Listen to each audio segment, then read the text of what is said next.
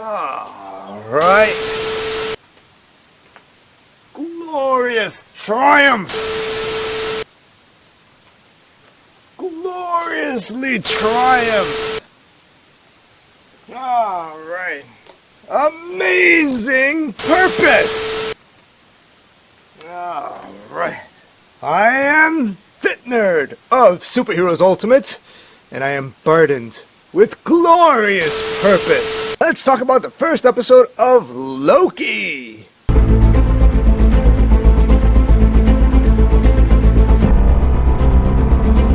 Warning, there are going to be spoilers ahead, so if you've not seen the episode, pause, smash the subscribe button, give us a like, turn on the notifications, and come back to this episode when you've seen episode 1.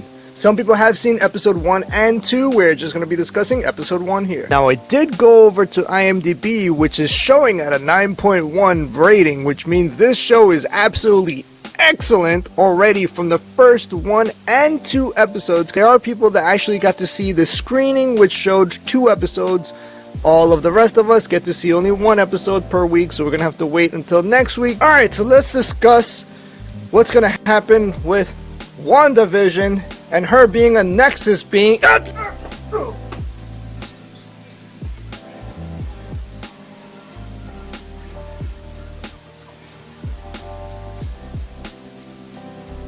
Alright, so episode 1 does clarify quite a bit of things right after the events of Endgame. So we take place exactly from that scene.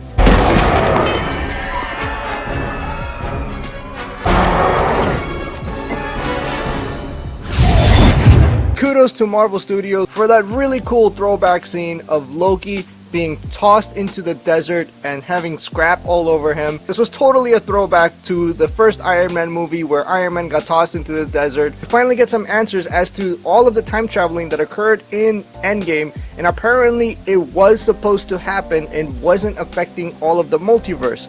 So technically what Bruce Banner said of putting the Infinity Stones back exactly to where they're supposed to be and resetting the timeline to flow in its original form.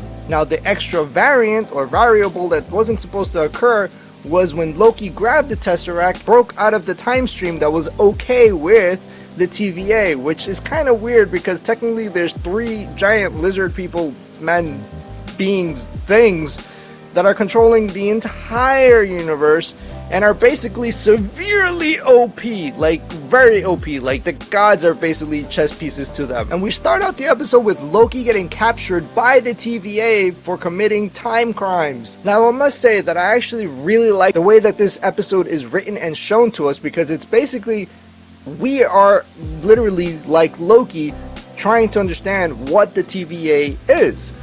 Because Loki has no idea what the TVA is, who they are, what they're doing in the universe, or even how really powerful they actually are. Miss Minutes. Miss Minutes felt like that scene in Jurassic Park where we go into the ride and we start seeing all these cartoons about how the dinosaurs are made.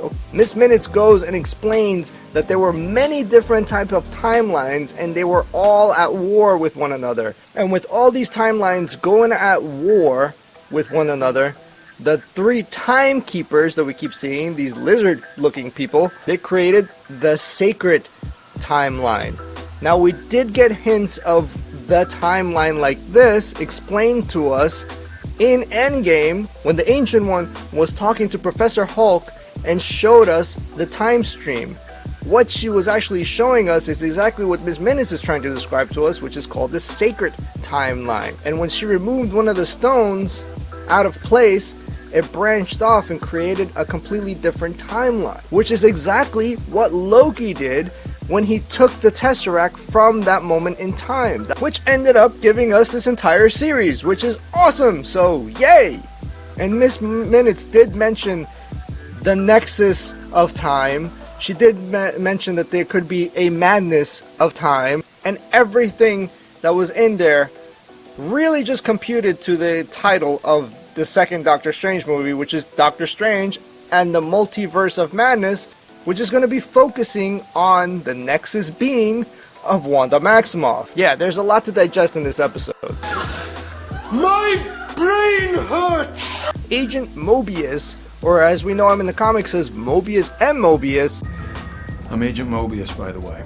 chasing after Mephisto. So we're chasing down after a variant that is causing a lot of chaos around the time stream. Whoever this being is obviously has capabilities of going back and forth in time and messing things up. We're definitely naming our kids Cher! Now, there have been many Marvel characters in the comics that have come across the TVA, one of the most popular ones, which is being the Fantastic Four, and there may be some Easter eggs towards the Fantastic Four within this series, and I'm hoping they have these tiny little seeds that are leading up to something really huge with the Fantastic Four. The entire interrogation of Loki and Agent Mobius is just priceless. Their dynamic on screen is so dope and incredibly comedic. And after all these years, we mystery of 1971 D.B. Cooper. And it turns out that Loki is D.B. Cooper.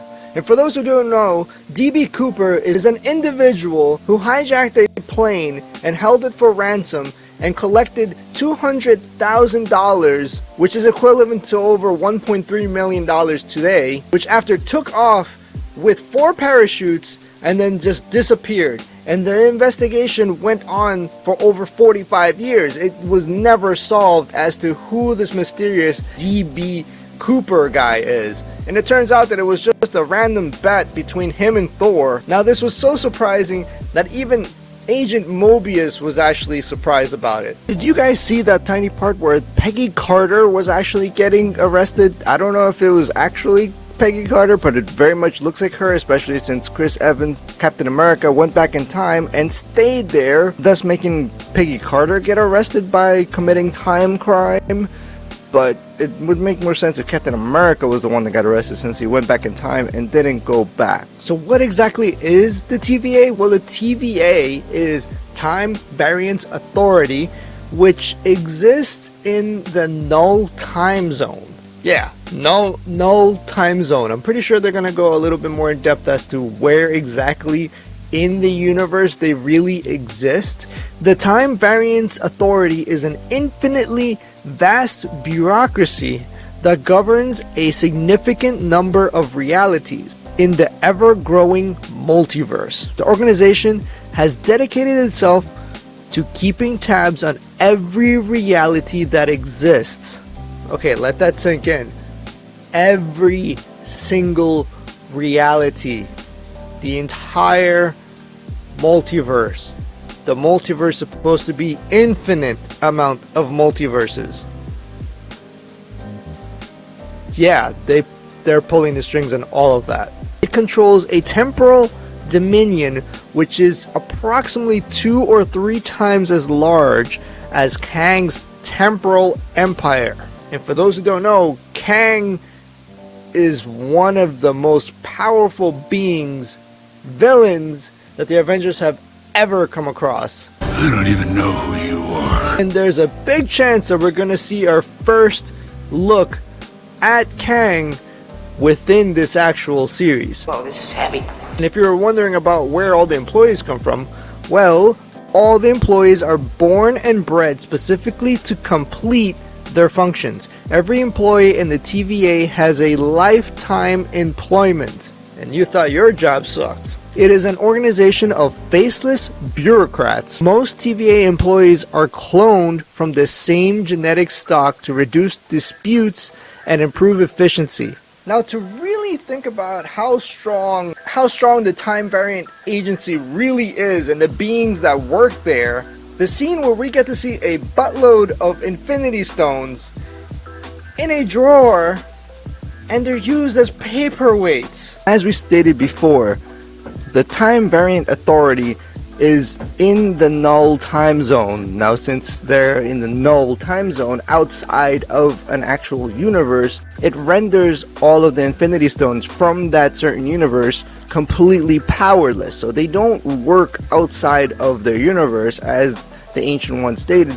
Each stone, or the Infinity Stones, each set of Infinity Stones works only within its actual universe. So outside of it, they do not work.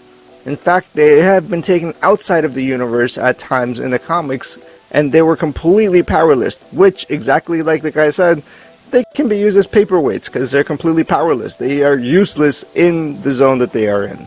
Yeah, hey Lou, look, I got one. I got the smaller one. Hey Lou, we got another one. Look, yeah, you want to add this one to your collection too?